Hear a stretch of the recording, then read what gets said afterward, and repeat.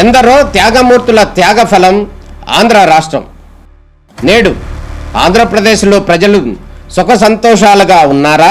ప్రస్తుతం ప్రజల మధ్య ఉన్న కులాల కుంపట్లు ఎవరి కోసం? చంద్రయాన్ రాకెట్ యుగంలో కూడా వర్ణ విభేదాలు దేనికి సంకేతాలు? రాజకీయ పార్టీల నేతలు ఏం చెప్తున్నారు? నేటి కాలంలో ప్రపంచాన్ని శాసించే మన యువత మేధాశక్తి ఏం కోరుకుంటుంది? తెలుసుకోవాలంటే ఆంధ్ర యువగలం,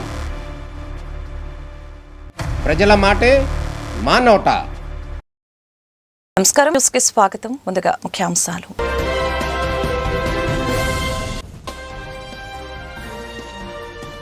నేడు కర్నూలు జిల్లాలో పర్యటించిన సీఎం చంద్రబాబు. పలు అభివృద్ధి కార్యక్రమాల్లో పాల్గొన్న ఏపీ సీఎం. పాణ్యం నియోజకవర్గ నేతలు కార్యకర్తలకు దిశానిర్దేశం చేసిన చంద్రబాబు.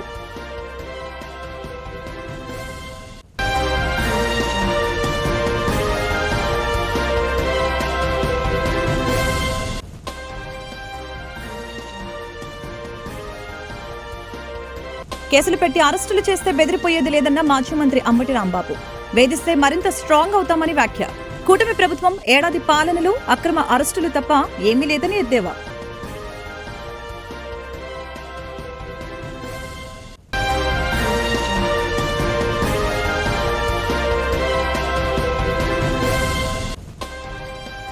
దేశ విదేశాలలో ప్రత్యేక గుర్తింపు పొందుతున్న భావితరాల కొండపల్లి బొమ్మ ఔన్నత్యాన్ని నేటి తరానికి చాటి చెప్పేలాగా ఎక్స్పీరియన్స్ సెంటర్ని ఏర్పాటు చేయాలన్న జిల్లా కలెక్టర్ లక్ష్మీష.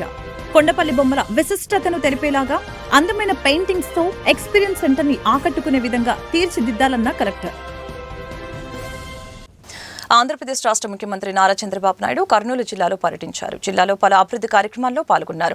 అంతకుముందు కర్నూలుకు చేరుకున్న సీఎం చంద్రబాబుకి జిల్లా కలెక్టర్, ఎస్పీ, మంత్రులు, ఎమ్మెల్యేలు స్వాగతం పలికారు. ఈ సందర్భంగా సి క్యాంప్ రైతు బజార్లో ఏర్పాటు చేసిన స్వర్ణాంధ్ర స్వచ్ఛంద్ర కార్యక్రమంలో పాల్గొన్నారు. రైతులు, పారిశుద్ధ్య కార్మికులతో మాట్లాడారు. కూరగాయల వ్యర్థాలతో ఎరువుల తయారీ ప్రక్రియను పరిశీలించారు. అనంతరం ధనలక్ష్మి నగర్లో ఉద్యానవనం అభివృద్ధి పనులకి సీఎం శంకుస్థాపన చేశారు. పాణ్యం నియోజకవర్గ నేతలు, కార్యకర్తలతో సీఎం చంద్రబాబు మాట్లాడారు. ఈ సమావేశంలో నేతలకు ఆయా కార్యక్రమాలపై సీఎం చంద్రబాబు దిశానిర్దేశం చేశారు. కర్నూలు పర్యటన ముగించుకొని సాయంత్రం 5:25 ఉండవల్లి నివాసానికి సీఎం చంద్రబాబు తిరుగు పయనమయ్యారు. నేను వివిధ సమయాల్లో వివిధ విషయాలు టేకప్ చేశాను. ఈ రోజు నేను రైతు బజారుకి వెళ్ళాను. రైతు బజార్లు నేనే పెట్టాను. 1999లో పెట్టాను. ఆ రోజు ఒక మంచి ఉద్దేశంతో రైతులకు గిట్టుబాటు ధర రావాలి, వినియోగదారులకు నాణ్యమైన తక్కువ ధరకే కూరగాయలు గాని వ్యవసాయ ఉత్పత్తులు ఇవ్వాలని ఆ రోజు ఈ కాన్సెప్ట్ తీసుకొచ్చాం. దీనికోసమే పల్లె వెలుగనే పేరుతో ఆర్టీసీ బస్సులు కూడా తీసుకొచ్చాం. వెనక సీట్లన్నీ కూడా ఖాళీ చేపించి అవన్నీ రిమూవ్ చేసి నేరుగా కూరగాయలు అందులో వేసుకుని తెల్లవారితో ఫస్ట్ అవర్ లో రైతు బజారు దగ్గర తీసుకొచ్చి వదిలిపెట్టేవాళ్ళం. దానివల్ల చాలా మంది రైతులు మధ్య దళారులు లేకుండా వాళ్ళంతా వాళ్ళ యొక్క పండించిన పంటలు అమ్ముకునే పరిస్థితికి వచ్చారు. ఇంకో పక్కన ఎవరైతే వినియోగదారులు ఉన్నారో వాళ్ళంతా నేరుగా రైతు బజారుకి వెళ్తే నాణ్యమైనటువంటి సరుకులు దొరికేటివి, ఫ్రెష్ గా వెజిటబుల్స్ ఉండేటివి. అలాంటిది ఆ కాన్సెప్ట్ మీరు చూస్తే ఈ రోజు 125 రైతు బజార్లే మన దగ్గరున్నాయి. కానీ కారణాలు ఏదైనా కావచ్చు, కానీ కాలక్రమేణా దీనిపైన శ్రద్ధ పెట్టలేకపోయారు. ఈ రోజు నేను చూశాను, ఏదైతే ఇక్కడ చూసిన రైతు బజార్ని ఒక ఆదర్శంగా తయారు చేస్తాను. పక్కన భూమి ఉంది, 6 కోట్ల రూపాయలు శాంక్షన్ చేసి 1 సంవత్సరం లోపల అండర్ గ్రౌండ్ పార్కింగ్ కూడా పెట్టి ఒక బెస్ట్ రైతు బజారుగా తయారు చేసే బాధ్యత ఈ ప్రభుత్వం తీసుకుంటామని చెప్పి కూడా నేను మీకు తెలియజేస్తున్నా. ఇప్పుడు సబ్జీ కూలర్లు కూడా వచ్చాయి. ఒకప్పుడు ఎన్నో కష్టాలు పడేవాళ్ళం. కరెంటు కూడా అవసరం లేకుండా సబ్జీ కూలర్లో పెడితే మనం ఏ విధంగా పెడతామో అంత ఫ్రెష్ గా కూడా ఉంటాయి. అంటే ఇలాంటి రైతు బజార్లని ఇప్పుడు 125 ఉన్నాయి. 175 నియోజకవర్గాలకి 175 రైతు బజార్లు పెట్టే బాధ్యత ఈ ప్రభుత్వం తీసుకుంటామని చెప్పి కూడా నేను మీకు తెలియజేస్తున్నా. నేను ఒకటే ఆలోచిస్తున్నాను, రైతులకు గిట్టుబాటు ధర రావాలి, వినియోగదారుడికి సరసమ ఇన్ఫ్లేషన్ పెరగకుండా వీలైన తక్కువ ధరకి నిత్యావసర వస్తువులు కొనే అవకాశం ఇవ్వాల్సిన అవసరం ఉంది. ఇంకా ఒకప్పుడైతే నేను హార్టికల్చర్ డిపార్ట్మెంట్ ద్వారా మొబైల్ రైతు బజార్లు కూడా పెట్టాం. ఇలాంటి వినూత్నమైన కార్యక్రమాలతో ముందుకు పోయి మీ ఇంటి దగ్గరనే కూరగాయలు గాని, ఇప్పుడిప్పుడు నేచురల్ ఫార్మింగ్ వచ్చింది, ఆర్గానిక్ ఫుడ్ కూడా వచ్చే పరిస్థితి వచ్చింది. అవన్నీ కూడా ఏం చేయాలో చేస్తామని చెప్పి కూడా నేను మీకు తెలియజేస్తున్నాను. పచ్చని ఆంధ్రప్రదేశ్ దిద్దడానికి స్వచ్ఛ ఆంధ్ర, స్వర్ణాంధ్ర కార్యక్రమాన్ని తీసుకున్నాం. పల్లెలు, పట్టణాలు, చెరువులు, రైతు బజార్లు, ప్రభుత్వ కార్యాలయాలు, పరిశ్రమలు, విద్యా సంస్థలు, హాస్పిటల్స్ అన్ని చోట్ల నేను ఒకే మాట చెప్పాను. 3వ శనివారం ఎవ్వరూ పనిచేయక్కర్లేదు ఆఫీసులో.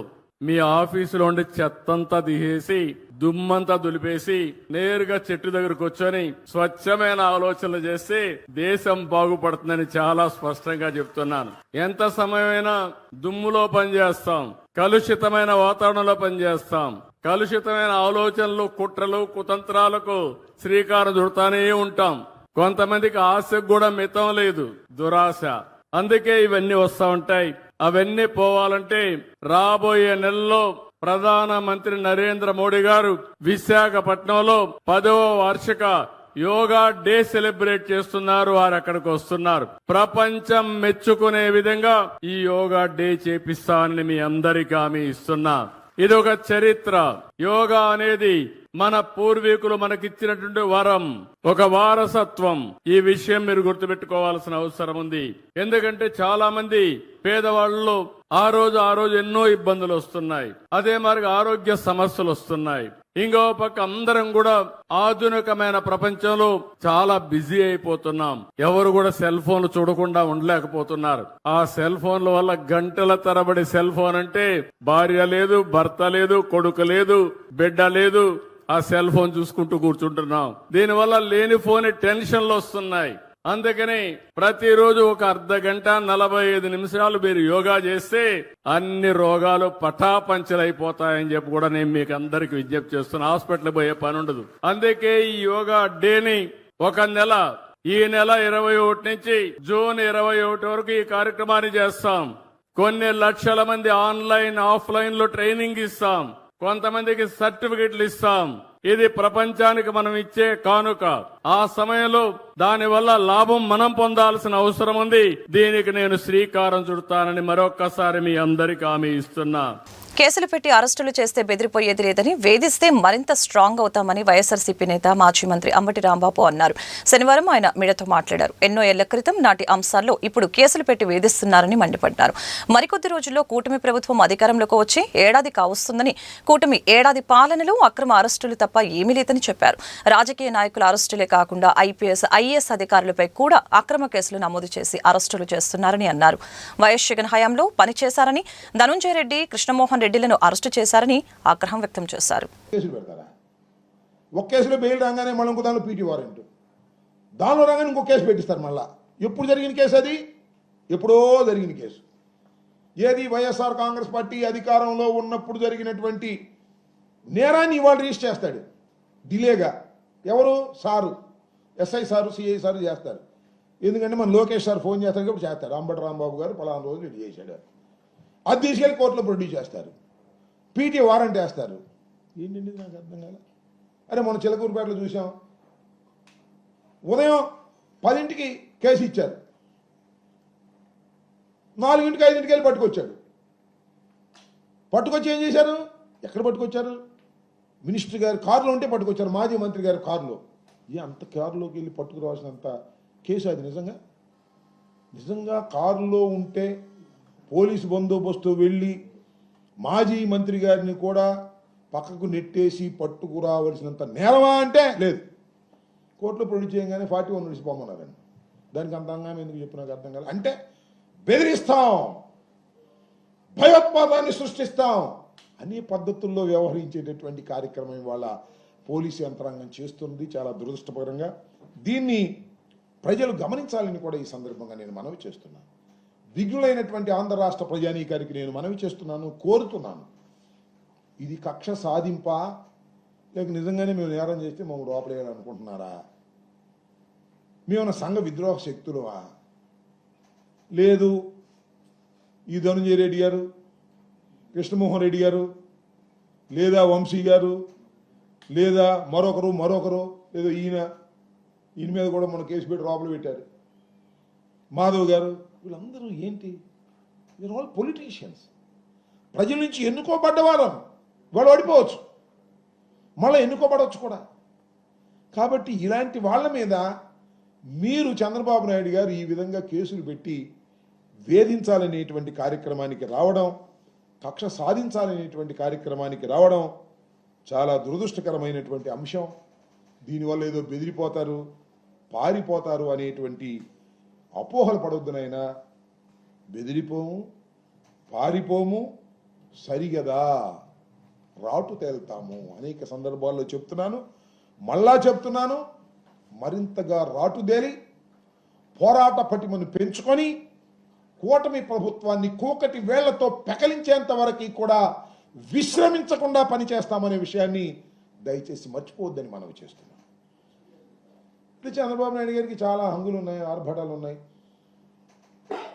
ఆయనకి మీడియా చాలా పెద్ద మీడియా ఉంది. అన్నిటికన్నా మించి వాళ్ళు నాకు చాలా చిత్రమైన విషయం ఏంటంటే, ఒక విషయం కూడా చెప్పాలి మీకు. ఈనాడు రామోజీరావు గారు పాపం లేరు, స్వర్గస్థులయ్యారో నరకస్తులయ్యారో అది వేరే విషయం, కానీ ఆయన లేరు. వాడు రాస్తాడు, దానిలో కోపం ఉంటే ఉండొచ్చండి కిరణ్ గారు, జగన్మోహన్ రెడ్డి గారి మీద కోపం ఉంటే ఉండొచ్చు, చంద్రబాబు నాయుడు గారి మీద అమితమైన ప్రేమ ఉంటే ఉండొచ్చు, కానీ తప్పుడు వార్తలు రాస్తారేంటి నాకు అర్థం కాదు. లాజిక్ నిలబడాలి కదా, వాస్తవాలకు దగ్గరగా ఉండాలి కదా, కనీసం దగ్గరగా వాస్తవం కాకపోయినా. సెకీ ఒప్పందానికి సన్మానం జరిగింది. సెకీతో మేము కుదుర్చుకున్న ఒప్పందం, ఇది జగన్మోహన్ రెడ్డి గారు ఒకనొక సందర్భంలో మాట్లాడారు. సెకీతో మేము కుదుర్చుకున్న ఒప్పందం చరితాత్మకం, అందుకు నాకు శాలువా కప్పి గొప్పగా పొగడాల్సింది పోయి ఏంటి ఈ మాటలు? రివార్డులు ఇవ్వాలి, మాకు అవార్డు ఇవ్వాలి ఉంటే తప్ప ఈ రకంగా మా మీద ఇది చేస్తారంటే, నేనంటే ఇవాళ సెకీకి సన్మానం చేశారంట. ఆయన సీఎంని తొలగిస్తూ కేంద్రం ఆకస్మిక నిర్ణయం తీసుకుందంట. జగన్ ప్రభుత్వంతో ఒప్పందంపై వచ్చిన ఆరోపణలే పరోక్ష కారణం అంట. రాశాడు, పరోక్ష కారణం అంట. బుద్ధి జ్ఞానం ఉండాలి. ఒక పత్రికకి చాలా కాలం నుంచి ఆంధ్ర రాష్ట్రంలో ఉన్న తెలుగు పత్రిక, బాగా సర్క్యులేషన్ ఉన్నటువంటి పత్రిక, ఆ కిరణ్కి కాస్త బుద్ధి జ్ఞానం ఉండాలి కదా. అసలు ఏంటి ఈ సెకీ ఒప్పందం ఏంటి, ఎప్పుడు చేసుకున్నారు? 2021లో జగన్మోహన్ రెడ్డి గారు ఒప్పందం చేసుకున్నారు. అప్పుడు ఈయన లేడు, ఎవరు ఆర్పి గుప్తా అప్పుడు లేడు. 2023లో ఆర్పి గుప్తా వచ్చాడు. ఆయన ఎందుకు ఆయన్ని వాళ్ళ అభ్యంతరంగా తొలగించాడు. ఎందుకు తొలగించారు?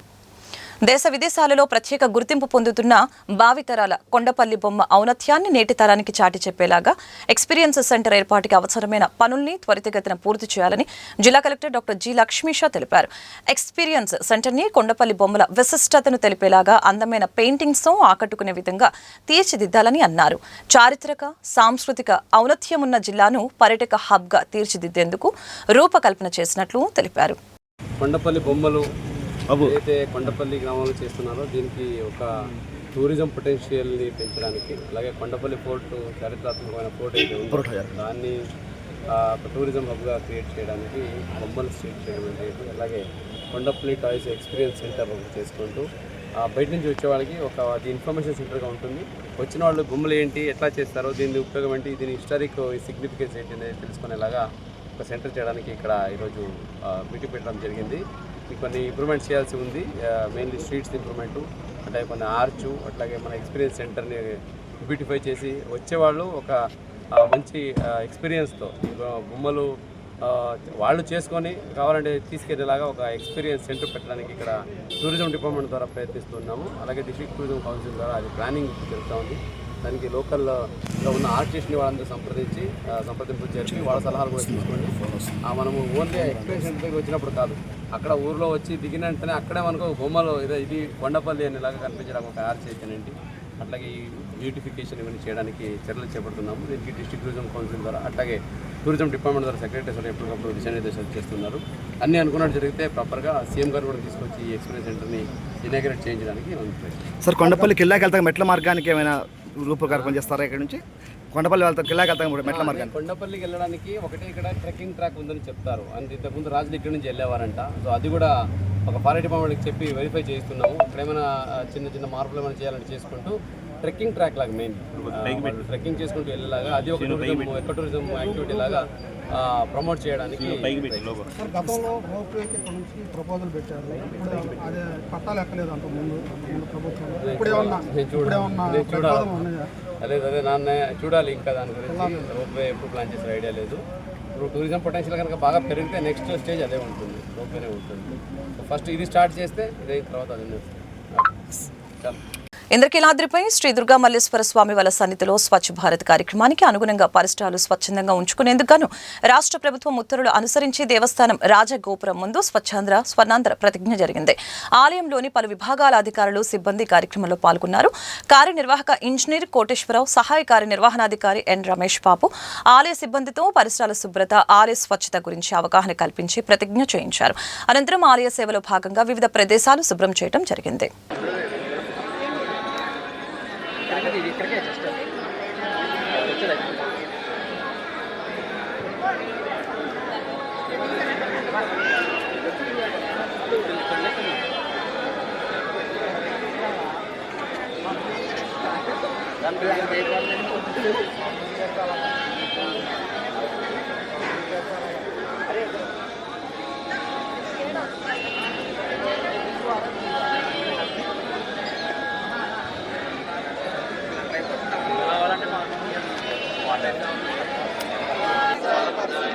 ప్రతిరోజు కొంత సమయం కేటాయిస్తానని నా వంతు కృషిగా స్వచ్ఛత కార్యక్రమాల కొరకు శ్రమదానం చేసి పరిశుభ్ర ఆంధ్రప్రదేశ్ సాధించే సంకల్పానికి కట్టుబడి ఉంటానని, ఈరోజు పరిశుభ్రత గురించి నేను వేసిన ఈ ముందడుగు ఆంధ్రప్రదేశ్ రాష్ట్రాన్ని శుభ్రపరచడంలో సహాయం చేస్తుందని నమ్ముతూ ఈ రోజు నుండి నా తోటి వారికి కూడా స్వచ్ఛత కొరకు తడి చెత్త, పొడి చెత్త వేరు చేయడంపై అవగాహన కల్పించడానికి ప్రయత్నిస్తానని మన ఆంధ్రప్రదేశ్లో స్వచ్ఛ ఆంధ్రప్రదేశ్గా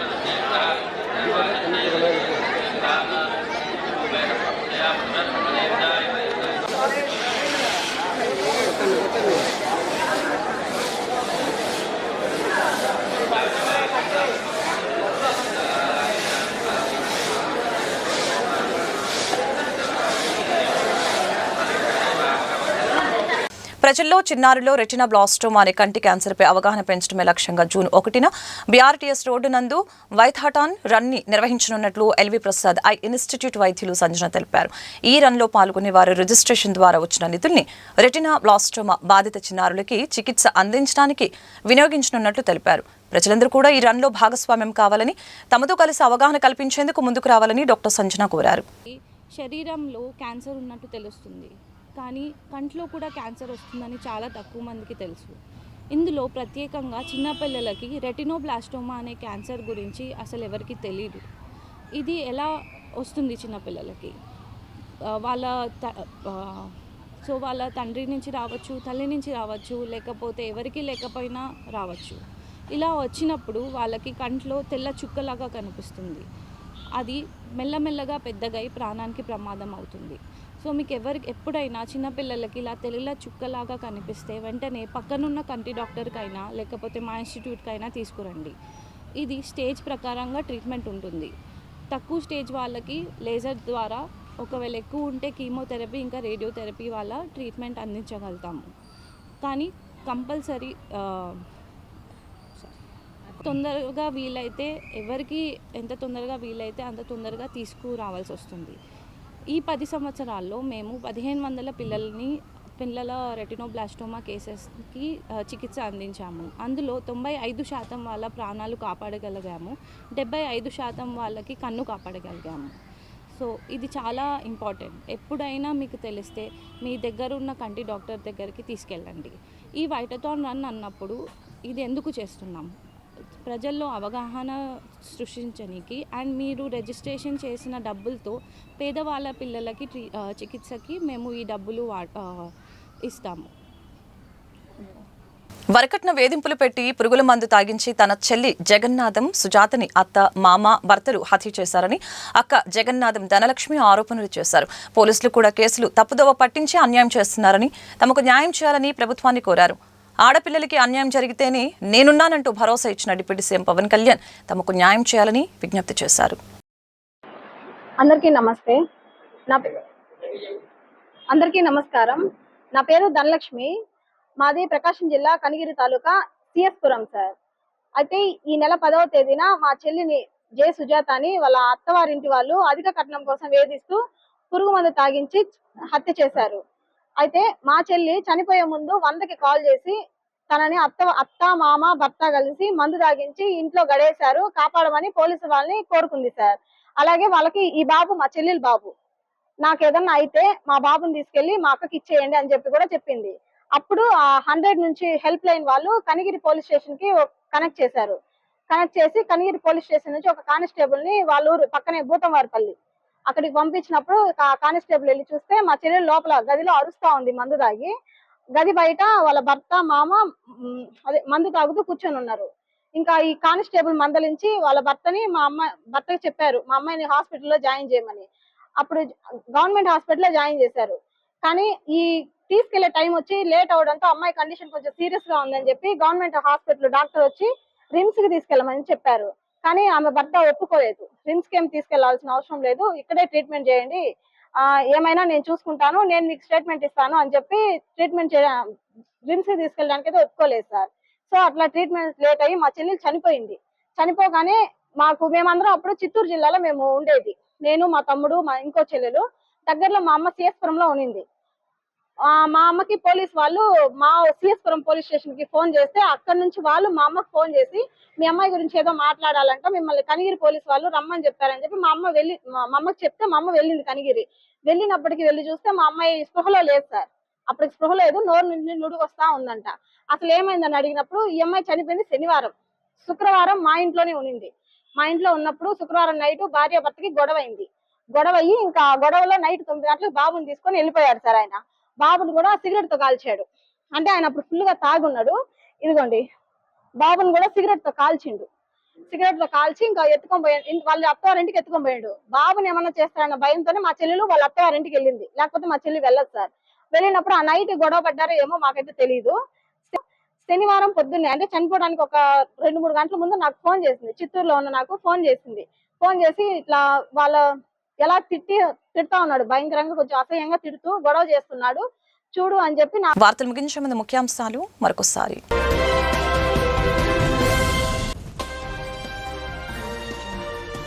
నేడు కర్నూలు జిల్లాలో పర్యటించిన సీఎం చంద్రబాబు. పలు అభివృద్ధి కార్యక్రమాల్లో పాల్గొన్న ఏపీ సీఎం. పాణ్యం నియోజకవర్గ నేతలు, కార్యకర్తలకు దిశానిర్దేశం చేసిన చంద్రబాబు.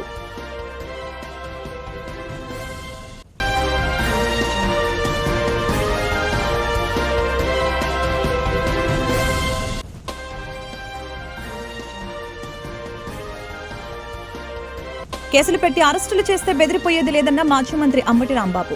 వేధిస్తే మరింత స్ట్రాంగ్ అవుతామని వ్యాఖ్య. కూటమి ప్రభుత్వం ఏడాది పాలనలు, అక్రమ అరెస్టులు తప్ప ఏమీ లేదని ఎద్దేవా.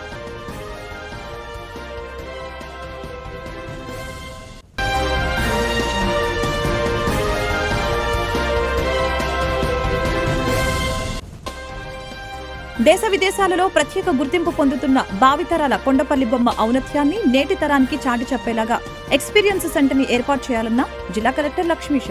కొండపల్లి బొమ్మల విశిష్టతను తెలిపేలాగా అందమైన పెయింటింగ్స్ తో ఎక్స్పీరియన్స్ సెంటర్ని ఆకట్టుకునే విధంగా తీర్చిదిద్దాలన్న కలెక్టర్. ఈ వార్తలు ఇంతటితో సమాప్తం. మరొక బులెటిన్లో మళ్ళీ కలుద్దాం. నమస్కారం.